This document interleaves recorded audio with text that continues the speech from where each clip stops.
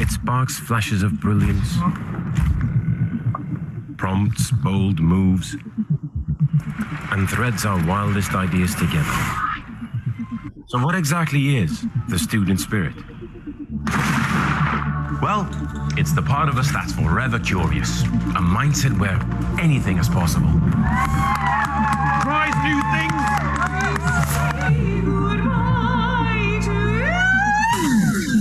Too sharp between the ears, and pays just a little more attention. It isn't afraid to make a statement. Changes the world, one step at a time. And squeezes our egos, insecurities, and fears into tiny little electoral holes before crushing them. The curious don't just think, they do. Stay curious.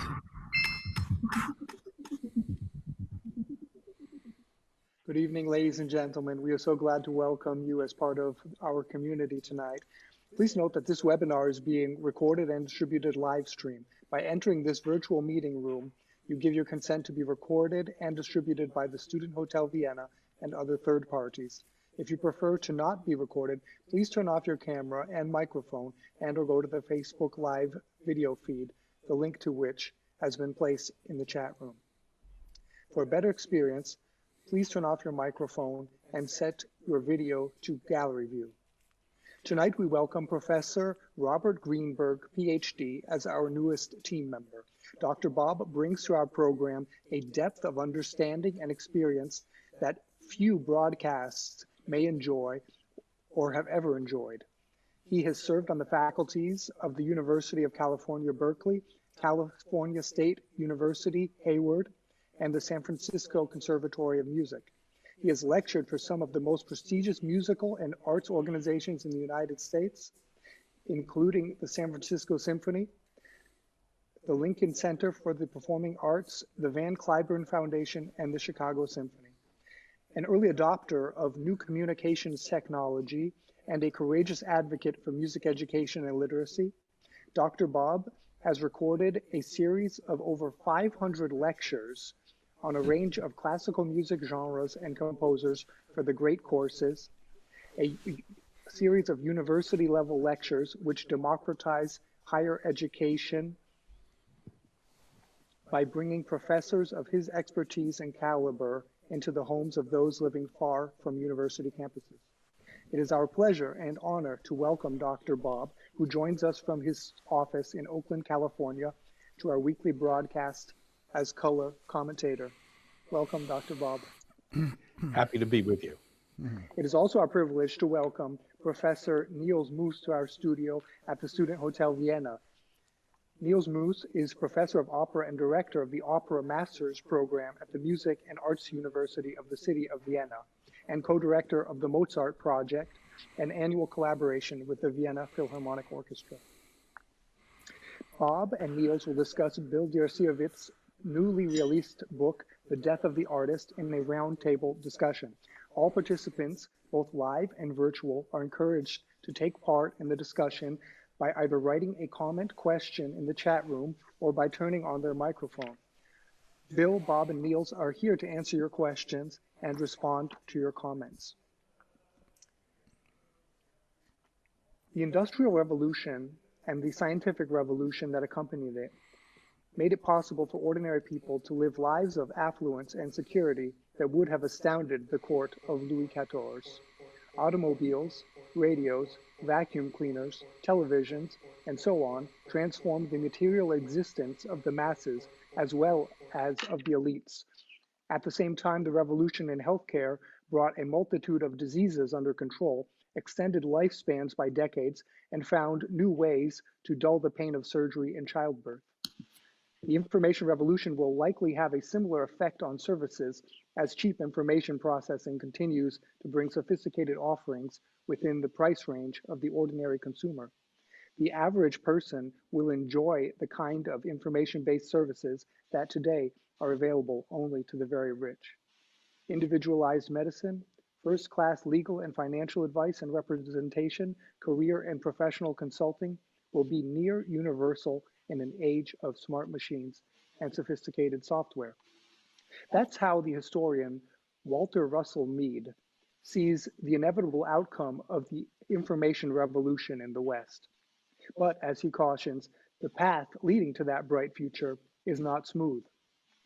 New technologies permanently replace human wage earners and disrupt their families' and communities' way of life. The regulations that protect those people from the gales of creative destruction, as the economist Joseph Schumpeter called them, are usually so slow to be implemented that they prove ineffectual. By the time the Leviathan steps into action, vulnerable populations' lives have already been disrupted.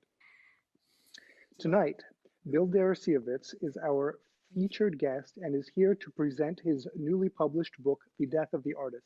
In it, he surveyed artists around the United States to understand how the information revolution has changed the ways they do business and the disruption it has caused both the careers of established artists and the career prospects of would-be artists.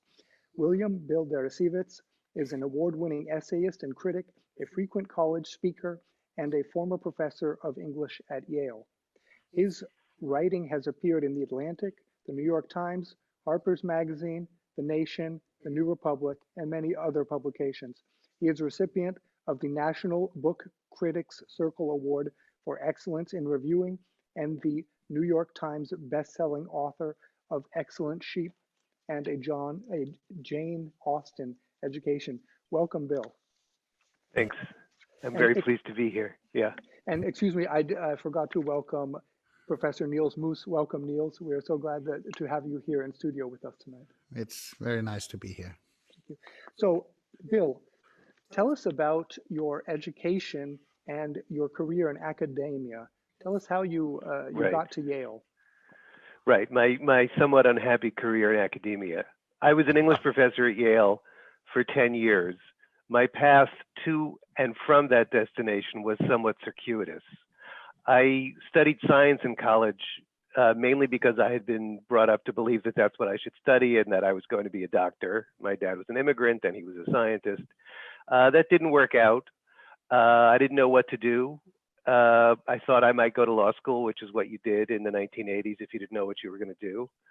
I went to journalism school because I was sort of interested in that. And then finally, a few years after my undergraduate career, I finally gave myself permission to do what I kind of always knew I'd wanted to do, which was to study English Lit and become a teacher especially of undergraduates. So I did. I did my degrees at Columbia. I got the job at Yale. Very nice. And I love to teach there. This was the problem, though. As a professor, especially a junior academic before tenure, as any academic knows, you must not think about anything other than publishing your academic research. You must not spend 1 second more than you need to on teaching or on personal life or on anything. And that wasn't going to work for me because what I love to do was teach. The reason I was doing it was teaching. And I love to mentor students and I love to be a good teacher, which takes time.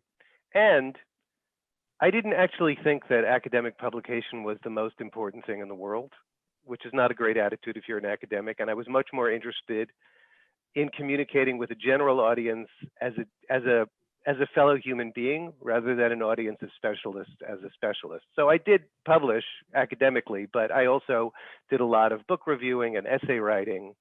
Long story short, after 10 years in academia, it became clear that academia and I had come to a parting of ways.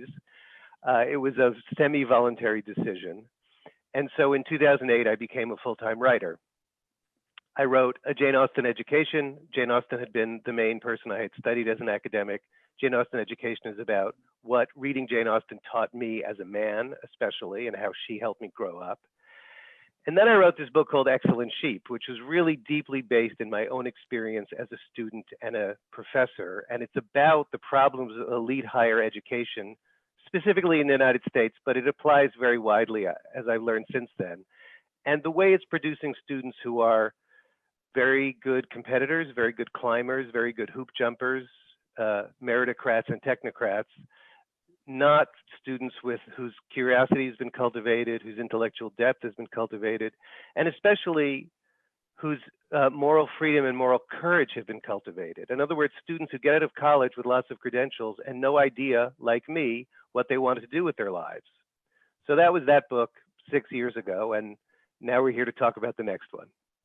So tell us about your career then today, Bill, and what is it that brought you to write The Death of the Artist? It seems somewhat removed from everything you did before. Right. I would say that it's not connected in any immediate way to the work I've done before. It is connected, just like Excellent Sheep came out of my experience as a professor, those 10 years of my life. This book has really come out of my experience as a freelance writer. I don't consider myself an artist. I don't consider what I do art.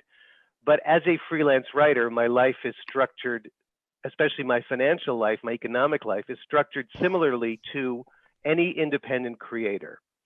And all these years, I've been hearing this story that Silicon Valley has been putting out that everyone has heard, which is that because of the internet, there's never been a better time to be an artist.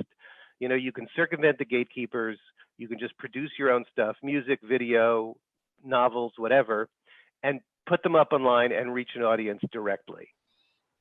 So it's a new golden age for the artist and the arts. Of course, what the artists have been saying, musicians first, since Napster in 1999, is, yeah, you can put your stuff out there, but it's going to be really hard to get anyone to pay you for it. So I wrote this book to answer a question that these two conflicting narratives raised, which is, yes, I believe the artists, I don't believe the tech giants, but people are still making art somehow, and they're somehow even still, some of them managing to make a living making art. So I wrote the book to find out how that's happening. And as you said in your introduction, I mainly wrote the book by interviewing a lot of people. I interviewed about 140 people, various experts and insiders, producers and editors and academics, but mainly artists. Most of my interviews were, and mainly younger artists, 25 to 40 in age, because they're the ones who are really making their career in this new environment. And the book is fundamentally a report, a very kind of brass tacks, granular account of how this is working. But there's also a big kind of speculative chapter about how this is changing the very nature of art and the very role of the artist in society, which has never been stable, unlike we sometimes think, and is, I believe, changing once again. Okay, well, let's begin our roundtable then. Bill, you describe the current arts economy we live in as the artist as producer, meaning that they must take on responsibility for every aspect of all creative and business processes. On page 24, you write that, quote, "We need to stop being childish about this. We need to stop recoiling in horror at the mention in connection with art of the terms promotion, cash flow, business model, lawyer. I have had to learn this lesson myself. I was also a purist when I started this project. I was also in denial. But how else do we think that art gets made in a society where that's how nearly everything gets made? Do we think the stork just brings it? It's time for us to lose our innocence." Then in your chapter on art school, you highlight that every year in the United States, 95,000 students graduate with bachelor degrees in arts, 20,000 with a master's degree in arts, and 1,800 with a doctorate in arts, thus implying that the supply side eclipses the demand side, rendering their career path unsustainable. Today's advanced economies are defined by a highly specific division of labor, meaning that most workers become employees and not entrepreneurs. Furthermore, from the time of their medieval conception, the liberal arts were intended to support the elite in their pursuit of non-marketable wisdom. My question, what business, if any, does the middle class have in the arts economy? Okay, you packed a lot into the question, so let me unpack it as briefly as I can. First point, artists need to, especially now, artists need to think about the business side of their careers. Money cannot be treated as a dirty word because you're only screwing yourself if you do that and allowing other people to take advantage of you. It doesn't mean that you work for money.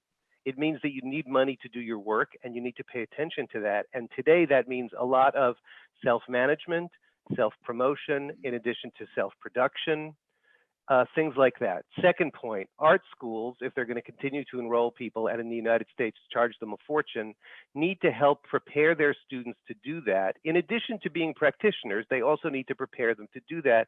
And if they're not, they're failing them. Third point, you raised liberal arts. Simply by an accident of derivation, the word art, the term arts and terms arts and liberal arts sound similar. They actually are unrelated, and it's important to say that. A liberal arts education is not a fine arts education. It's a broadly humanistic education that we used to reserve for the leaders of society, the aristocracy, as you point out. But now we live in democracies, which means that a liberal arts education, in my view and in the view of many others, is a requirement and a right of citizenship that should be made available at an affordable cost to everyone, certainly to everyone who wants it. Now, the specific question of arts degrees, you mentioned those big numbers, 95,000 bachelors.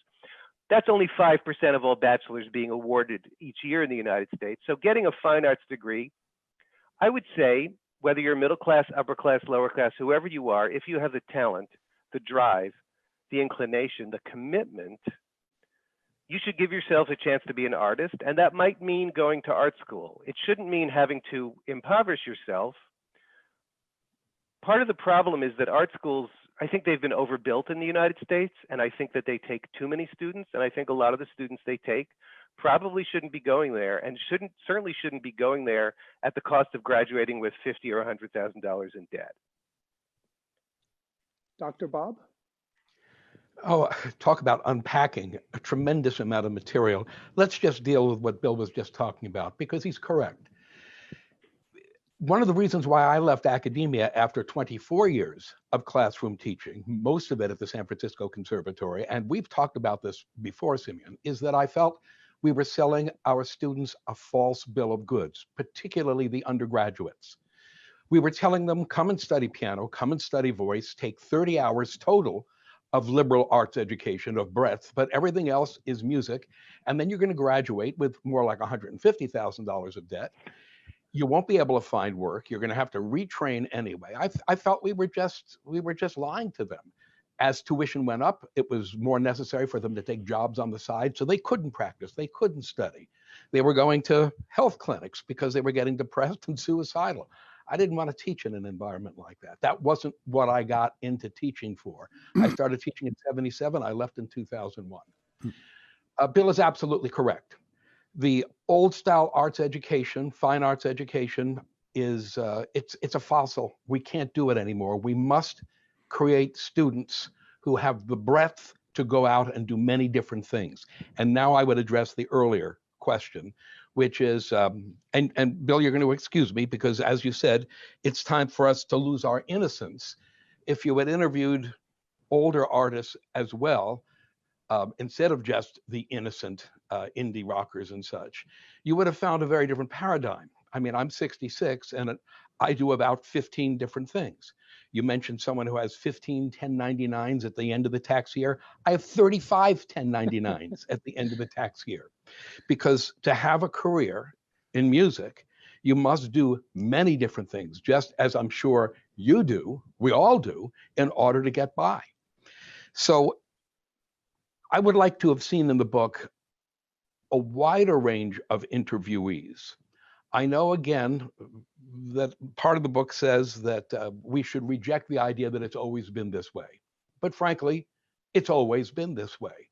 The struggles are the same. The technology evolves. The issues around us change. But the struggle is the same for me now as it was when I was 25 years old. It's getting your music out there. It's getting people to perform it. It's getting people to listen to it. Of course, it's a vanity career. It's a masturbatory career. I love writing music, but frankly, I have to write, I have to teach, I have to lecture, I have to blog, I have to vlog, I have to do wonderful things like this in order to make a career. And so I think this is something that a lot of young people have to learn to accept. Yes, money is important, but this fear of money, this bohemian self-image, I have found in my contemporaries, that is a thing of the deep past. Once you get to a certain age and you're still involved in an arts career, once you get to a certain age and you start having children and you want to own some property and you want to have a modicum of comfort in your life, that whole starving artist thing goes right out the window, as it must. So I would like to have seen a little more balance, and also conversations with so-called concert artists as well. From the start, that they carry a big responsibility in that sense. And it is our job to create students that go out and do get jobs. I think, of course, it's also true there are probably too many art schools in this world, to be quite honest. And we all have to be very disciplined in this way. And an art school has never created an artist. An artist is something you have in you. But of course, it can create the mechanics around the business also. But I do see, of course, I must again say I come from a very limited range of music here. But I do see that the young people, they are fully aware of what they are also going into here. Would you like to respond, Bill, to Bob and Neil's comments? I take both points. I won't reiterate them. I think what they said was largely true. I did interview some older artists. I do want to say that, but it's true. Mainly younger ones. They were not necessarily illusioned anymore. They wanted to talk to me because they wanted to help even younger artists, starting artists, real students, understand. Because here's the point. So just two things about what Bob said. It's always been hard. It hasn't been this hard. And the way I define it is, look, if you were an artist, not a hugely successful one, but someone who had a modicum of recognition among your peers in your field, among audiences, among critics, you were working full time, you had a certain amount of recognition, like you guys and many people you know, I imagine, you could at least live a decent middle-class existence. Decent healthcare, decent housing, send your kids to college maybe. It's not like that anymore. Even the kind of person I just described, who is successful in all but financial terms at a sort of middle tier level, whether it's a painter, a musician, whatever, at least in this country, because also costs have gone up. Rent is more expensive, healthcare is more expensive. Forget about sending their kids to college. They don't even feel that they can have kids. And then about the bohemian myth. Yes, once you get to a certain point in your career, the bohemian myth is long gone. It's still being peddled to people. And a number of people have told me that one of the big offenders in this respect are art school professors who are still telling their students, be an artist, art is pure, don't think about money, the market is evil. So this myth persists and we need to continue to combat it. If I might jump in, this is a thought that I didn't finish because it was my own brain going in the wrong direction. We must, for example, in the music education business at the conservatory at which I taught, I insisted, and I was one of the movers in creating a pedagogy program. Because one thing every damn pianist, every violinist does when he or she gets out, and has probably already been doing it, is teach children. But we don't teach them how to teach. It's like parenthood. We just hope for the best once the kid is there. We must give them tools to survive in the world. And among those tools is not telling them that poverty is good. That's total malarkey. And these teachers know it's malarkey. They're just playing a role because that's often what older people like to do when surrounded by these brilliant, talented, beautiful young people. I'm going to play the role and ingratiate myself to you by saying all this stuff.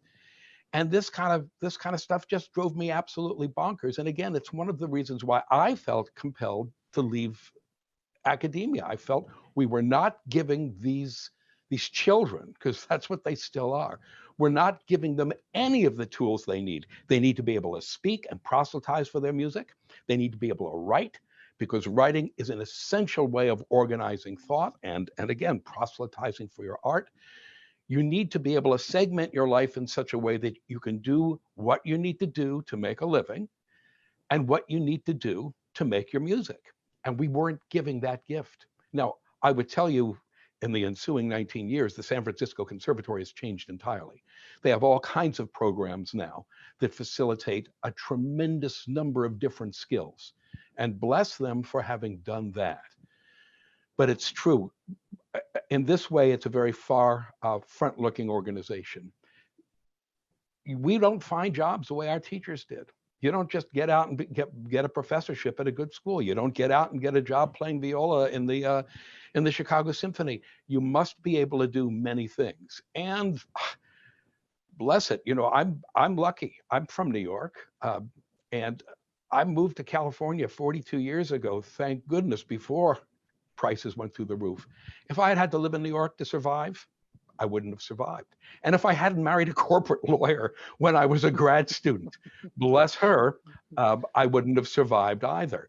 So yes, it's always been hard, but certain circumstances that I'm hoping we're going to get to in a minute have indeed made it harder. Yeah. Niels, are your students, are they studying education? Do they teach when they finish? What are their careers like? I would say in our school, of course, we also have pedagogy programs, and I think in most European schools, it's a big part of the institution nowadays. And of course, it should be. I think also that people who have studied an art, now I'm I'm a little different because they left academia. I came late to academia. I've only been there at the university 7 years. Actually, before that, I've been in certain theaters and then freelance artist my whole life. But I felt that it is time to professionalize studies and in the way that we get people ready. That is my job. That is my only job. That is that my students are ready and they get that or that kind of contracts. And I must say, we tell them from the start, you have to be able to do many things. You have to be able to organize. I see some of my students, they are leading festivals. They also have a singing career, and they are doing other things. Some are very also in other business, very successful. And I'm very happy to see the broad scope of things also. I think there's something also in a very hard art education that's very important. That is, you have extremely disciplined students, and they know how to work. Bill, education included in fine arts, is that part of the demise? Would that be the artist no longer considered an artist, or would they be considered a teacher? Or is No. that I'm all for it. No, not at all. No, I'm all for. I mean, as the other panelists have been saying, I mean, teaching and other things have for a long time been part of the career. There's no question about that. Listen, just to be brief, we want to move on to other things, but I mean, one of the big sort of themes about how the arts economy has changed, especially as we moved into the 21st century, the internet age, is that the institutions that have made these kinds of careers possible, the careers of people my age, our age, I should say, and our teachers' age, those institutions, at least in the United States, for-profit as well as non-profit, are contracting, they're disappearing. We won't even talk about the pandemic and what it's doing to arts institutions. So that kind of institutionalized career where the institution took care of the sort of the primary, the institution was the actor in the market, and then they employed you as a teacher or a conductor or whatever, that's one of the things that's disappearing. Bill, I have a question for you, if I can just jump in, because what would you, I read your book from cover to cover. What would you have written differently if you had written it after the pandemic? What's going on right now that's, because I see change, but I want to hear what you think is happening. What new information, what new way of thinking do you think we're going to emerge from this with? Listen, I'm very reluctant to answer a question like that. As you know, I say in the book, I don't like to make predictions.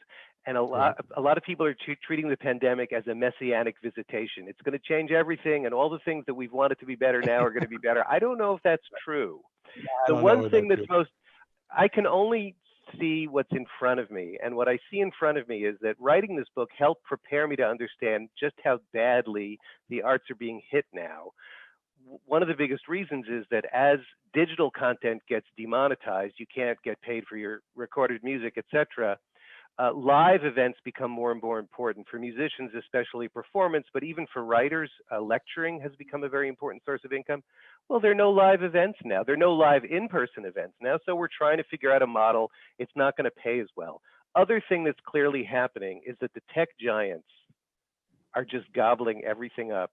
I think their market valuation is up like 30% just since the pandemic started, and everybody else is going out of business.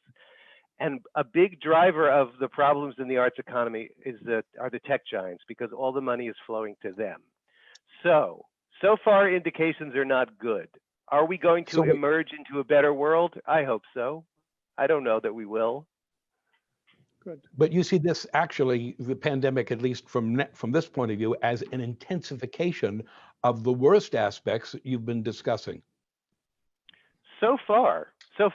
I mean, maybe one good thing is that it's forcing artists who refuse to sort of do the self-marketing over the internet thing. It's forcing them to do that now. The question is, how much money are they going to be able to get for that? Moving on, next question.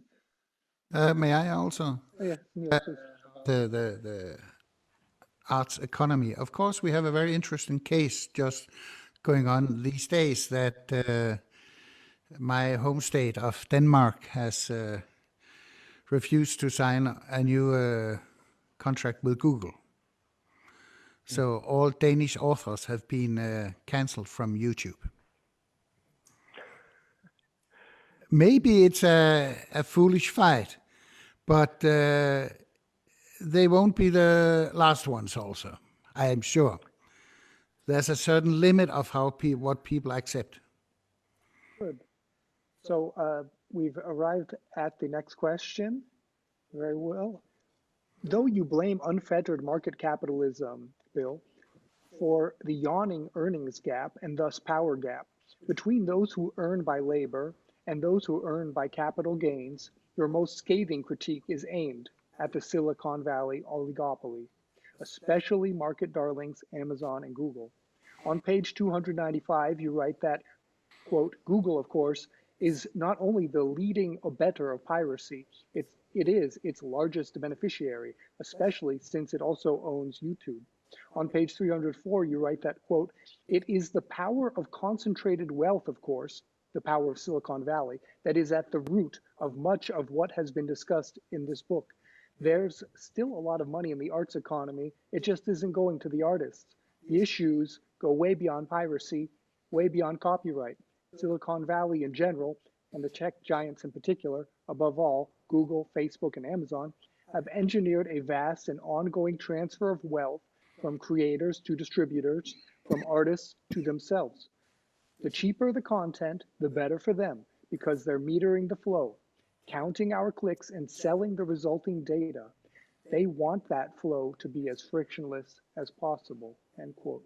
We recently lived through the antitrust breakup of Microsoft. Instead of ceding the internet to Microsoft's Netscape Navigator, Google and Yahoo were handed the keys to the information kingdom. Even if it led to the breakup of Google et al. Why should we expect any other result than the coronation of a new oligopoly that operates by the same standards applied by today's Silicon Valley? Right.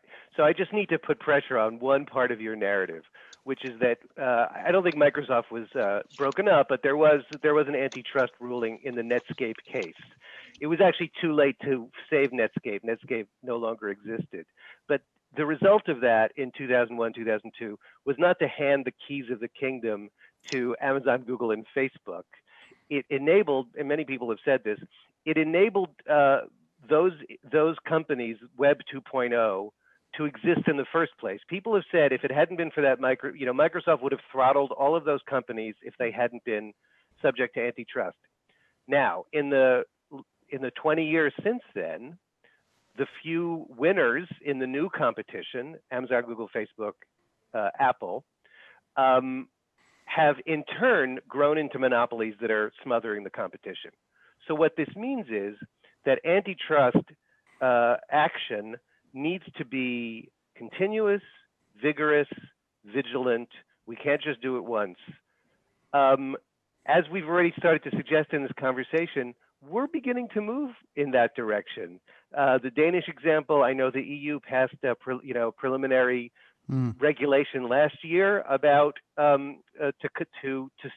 prevent this kind of wholesale piracy. And even in the United States, we just had the first really adversarial hearing against big tech in Congress that we've ever had. But it's absolutely crucial. I mean, the market power of the tech giants is a key piece of this, because they're able to do, I mean, we could list a whole range of things, including controlling legislation and public debate, that have enabled them to engineer this economy. Niels? Yeah, now I was listening now. Yeah. I also think it is, we unfortunately have to see it a little broader. It is also a question, what direction does the society wants to go? Of course, again, we sit here in the heart of Europe, and we have a very not very regulated actually, but we have a very balanced social democratic way of life. And of course, we see the way America is going, and also that the destruction of the middle class, I see, is actually the center of the problem. I agree with that. Dr. Bob? Again, there's so much here. This is so rich. I would tell you from a personal point of view, streaming has killed my career, or at least it's knocked down my income by about 75% since 2008, 2009. Being able to stream courses, for example, Amazon sells my courses now on Audible. So you're streaming just the sound instead of a video. But they can sell very cheaply. Now, originally, the great courses contracted with Audible, with Amazon, thinking we'd make up in volume what we lost in price. But that never happened. I might get a nickel for a sale of one of my courses on Amazon, whereas when someone used to have to buy CDs, maybe I got $7 in royalties.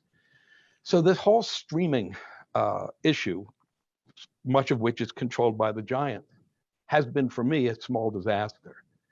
But on the plus side, and this is where I would hope that the pandemic might be changing things, and maybe this is just me living in a la-la land of hope. I think the concept of freebies, where everything you can stream, download for free, piracy notwithstanding, I think that might be drawing towards an end. I think there's a sense, now that we can't leave the house, if we want to see a movie, if we want to see a brand new movie, we have to subscribe to Disney Plus, if Disney Plus is putting up new movies. If we want to get good course information, watching MOOCs, that is films made in classrooms, will not do it. You have to buy something from the great courses. You have to stream it down. You can download my courses from my website, for example. Patreon, I think, is a wonderful organization which allows creators like myself to post things, in my case, 5 or 6 times a week, and people subscribe to me and pay $2 to $5 a month. And that builds up over time too. What I'm hoping is the fact that we can't go out right now, is that we're accelerating a movement towards creating a subscription internet rather than just the freebie internet. And that gives me some control over my material.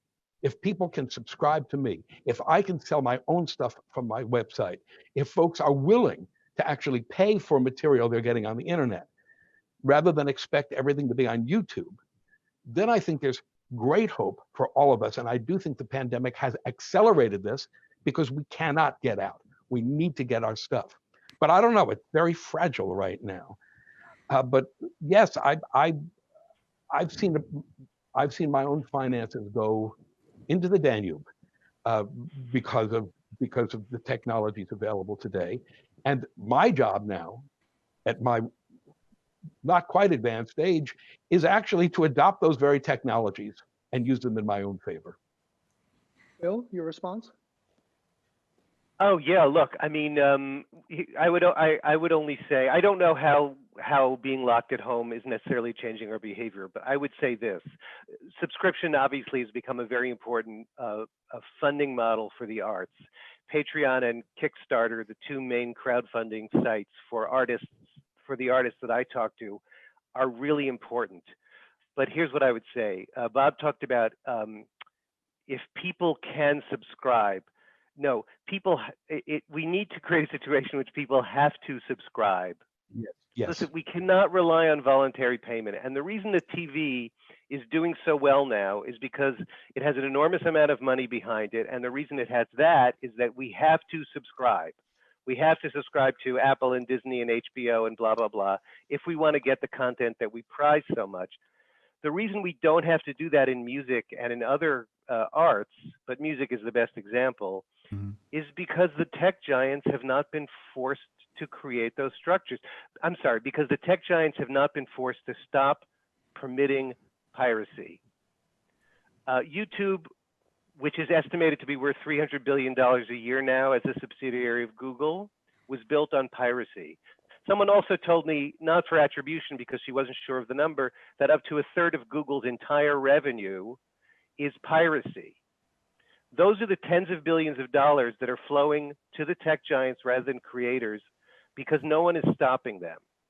So yeah, we unfortunately, we need to change the price structures. We need to force people to pay. But I mean, that's no more than fair. I mean, we cannot expect to have a world of free content with no social cost and no aesthetic cost forever.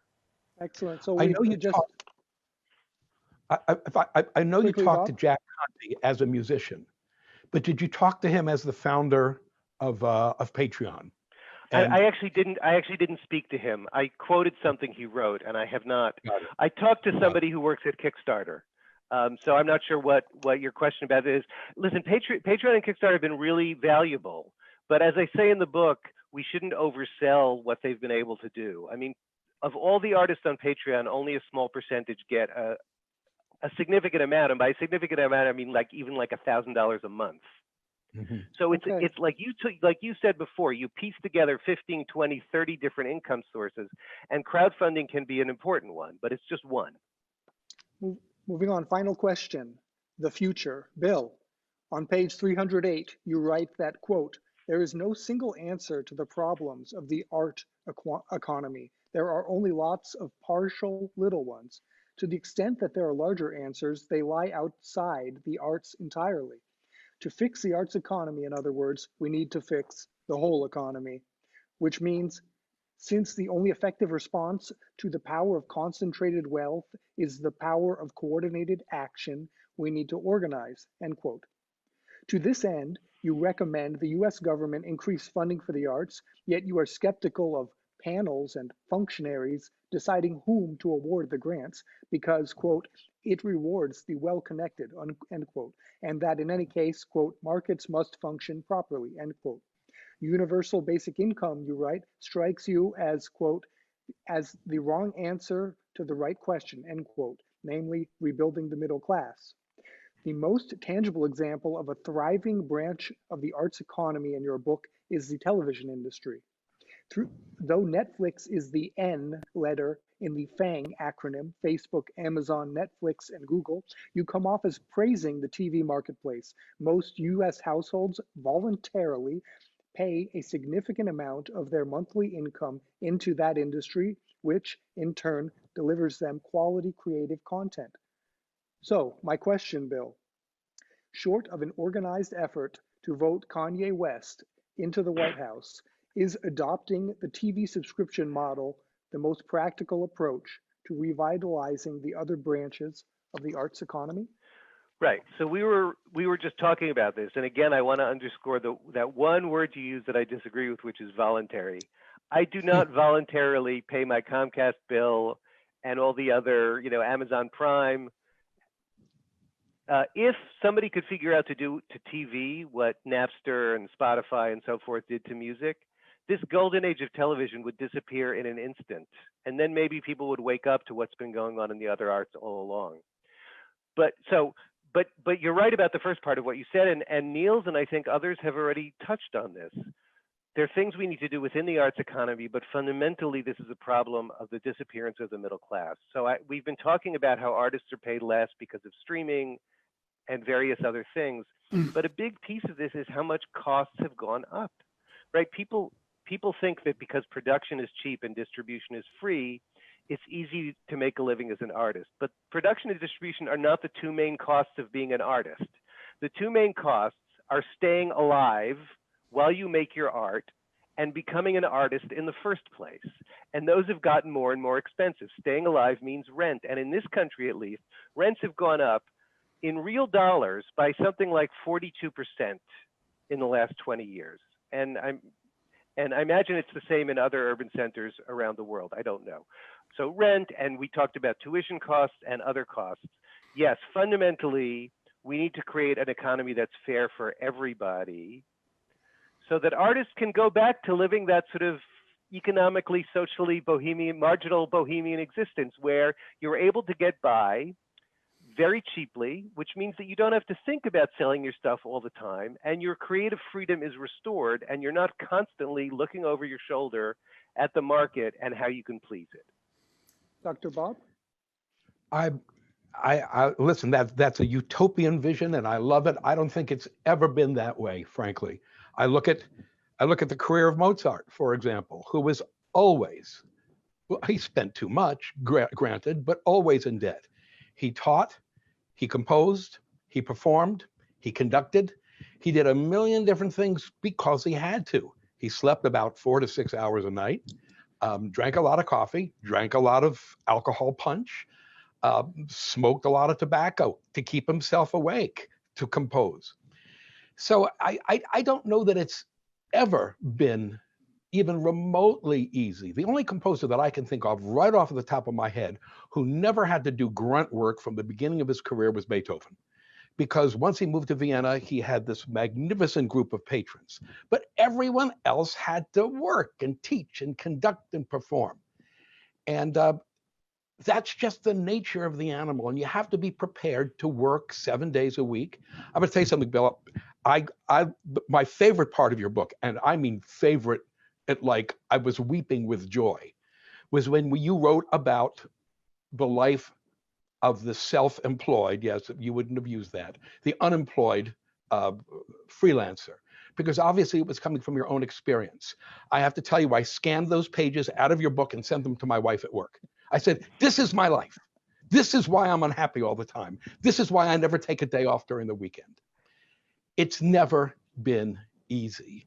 So that's all I would say. We have to prepare our students.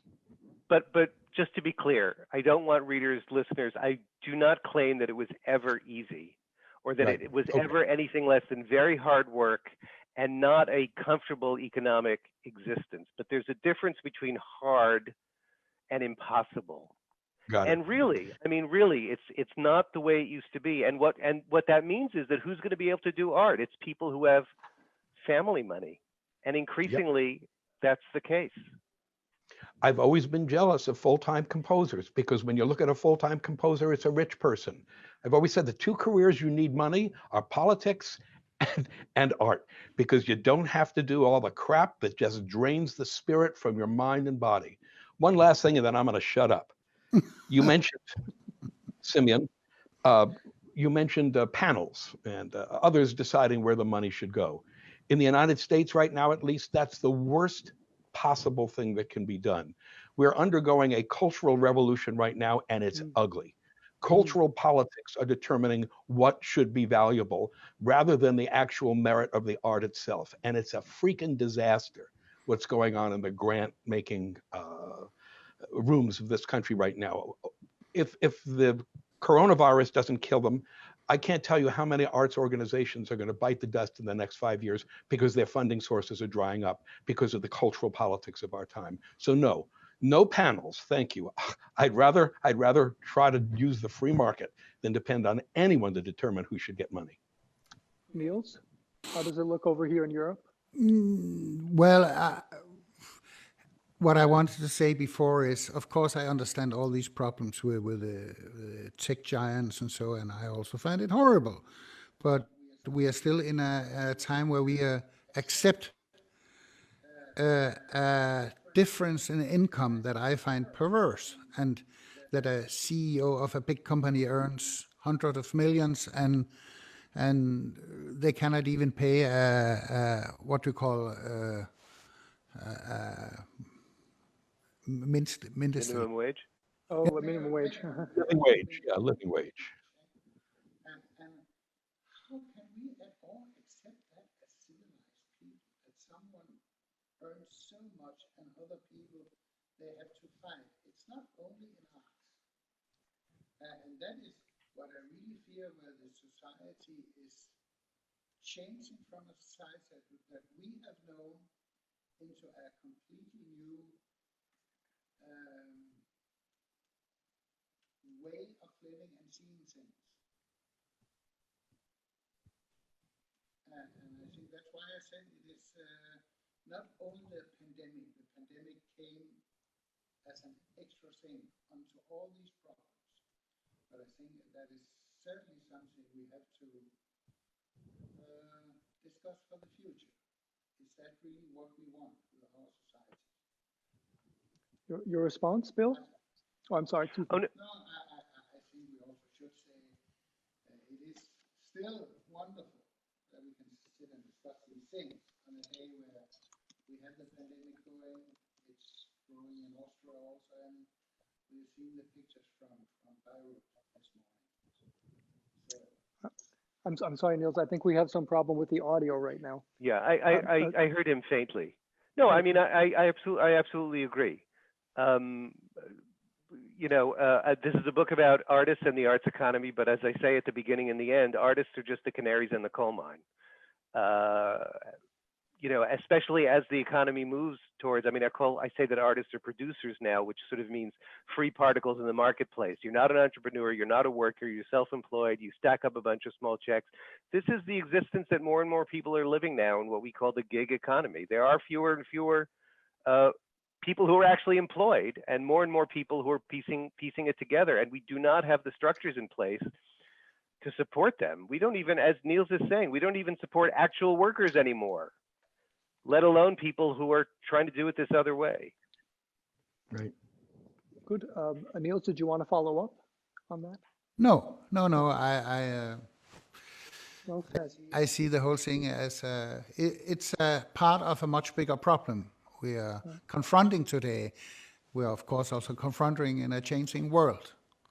And how we can live up to those challenges will be maybe the next generation's biggest challenge. So we have here right now just 2 minutes left. I'm wondering if anybody, any of the other participants have any questions, please chime in, write the message in the chat or turn on your microphone. We're there to, we have these 3 global experts, wonderful experts who are at your service. So don't be shy. So then, Bob, you had something you wanted to respond, I believe? No, the last thing I was going to point out, and this is something Niels has brought up, the differences between Europe, Western Europe, and the United States, North America, are just terrifying when it comes to the arts. Traditionally, Americans have had a terrible view of the arts. In the 19th century, people who made music professionally were considered effeminate foreigners because real men, real people made stuff. Writing music, there's no stuff in writing music. Playing music, excuse me, use your hands to build something. That's always been the mercantile mentality in the United States. If something can't survive financially on its own, it doesn't deserve to survive at all, this economic Darwinism. So we're also fighting that in the United States, whereas this is a fight one does not have to have in Europe. No. Good. So I'd like to go on to right now how to order Bill Deresiewicz's book. I'd like us to see how we can order the death of the artist and stay in touch with Bill Deresiewicz. Listen, I mean, anywhere that you can buy a book, you can buy this book. It comes out from Macmillan is the big publisher. I'm not gonna mention that site where people buy most of their books these days, but you can buy it there, or you can buy it anywhere else, and it's available in ebook and it's available in audio. There shouldn't be any. Just Google the title. That's another of the tech giants. Search for the title on any search engine you would like to, and you will find a way to buy the book. Perfect. And there we have it. Can we show a little a picture of Bill's website, please? So we can take a look how to stay in touch with Bill and see what that looks like. Do we have that available? It's while you're searching, it's BillDeresiewicz.com. I should have chosen a simpler name because you're going to have to figure out how to spell my name. But I think a little bit of one or two search steps will bring you to the site and or to the book. And I should say there's a contact link on my website. I love to hear from people. Anyone who's in this discussion now or sees it later, I would love to hear what you have to say about this. Here we have from Jean Mir has said, thank you very much to our panelists. You're welcome. And so do we have, Bill, people can get in contact with you by email? Yes, it's bill.deresiewicz@gmail.com. Maybe I should put all this on chat, except I have no idea how to use chat. This is my website, and there's a contact me link that takes you to the There we have it. Okay. no, sorry. There it is. That's the website. There it is. And, okay, perfect. There'll be a contact link there, and that's the website, and you can see the contact link. Perfect. There it is. Okay, there we are. There's the book. It just was released last week. Last so Tuesday, congratulations, yeah. Bill. Thank you. Congratulations. Thanks. Wonderful. So there we have, and we have Bill's contact, all that. Of course, if you'd like to get in touch with Bob or with Niels, then just send us at UR Music and Arts an email, and we'll forward it to them. So let's take a look at what we have next week. Stéphanie Morales and Thomas Bull, La Comédie Musicale.